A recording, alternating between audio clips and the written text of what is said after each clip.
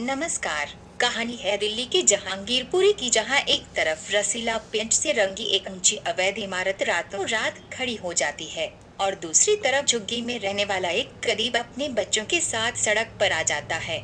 जिस जगह पर एक आम आदमी को अपनी छत के लिए सरकारी चक्कर काटने पड़ते हैं, वहीं उसी गली में रसीला पेंट बिल्डिंग जैसे ढांचे रात 2 बजे तक खड़े कर दिए जाते हैं, बिना किसी रुकावट, बिना किसी डर के। अब सवाल ये है कि एमसीडी कहाँ है, नेता पार्षद एमएलए कहाँ हैं, और सबसे बड़ा सवाल कानून कहाँ है, जिस रसीला पेंट बिल्डिंग पर अब पूरा इलाका सवाल उठा रहा है। उसे लेकर दर्जनों शिकायतें दी गयी।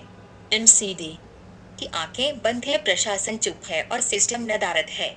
क्यों? क्योंकि बिल्डिंग किसी आम आदमी की नहीं, बल्कि राजनीतिक संबंधों और बिल्डर नेता गठजोड़ की दिन है। इस बिल्डिंग का नाम अब सिर्फ एक रंग की पहचान नहीं, बल्कि दिल्ली में सिस्टम की सड़ांध की पहचान बन चुकी है। रात के 2 बजे बिल्डिंग का निर्माण होता है। ठेकेदार, मजदूर, सीमेंट, सरिया सब एक पे होते हैं। एमसीडी छुट्टी पर चली जाती है। क्या यही है शहरी प्रशासन का चेहरा?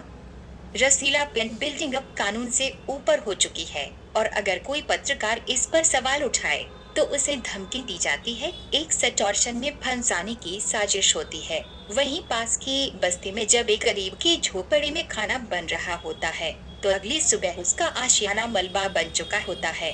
किसका कानून है यह? क्या संविधान अब वोट मांगने तक सीमित हो चुका है? क्यों एक बिल्डर की रसीला पेंट बिल्डिंग पर एक भी नोटिस नहीं जाता? क्यों रात के अंधेरे में सरकारी चुप्पी और बिल्डर की हिम्मत सबसे ऊंची हो जाती है?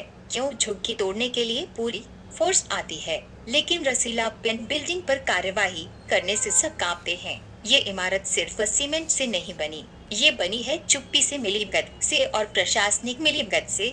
और अगर अब भी इस पर कोई कार्यवाही नहीं होती तो ये एक बिल्डिंग नहीं, एक नजीर बनेगी कि दिल्ली में कानून सिर्फ गरीब के लिए है। दिल्ली की जनता पूछ रही है, क्या कानून अब बिक चुका है? एमसीडी अब नोटों की गुलाम बन चुकी है और इस बिल्डिंग के पीछे जो नाम है वो भी सामने आएंगे, चाहे वो पूर्व विधायक हो, अफसर हो या बिल्डर हो। अब हर एक का हिसाब देना होगा। ये इमारत सिर्फ सीमेंट से नहीं बनी, ये बनी है चुप्पी से, मिलीभगत से और प्रशासनिक मिलीभगत से। इसे गिरना होगा, कानून के सामने झुकना होगा, वरना जनता खुद सड़क पर उतरेगी और सवाल करेगी।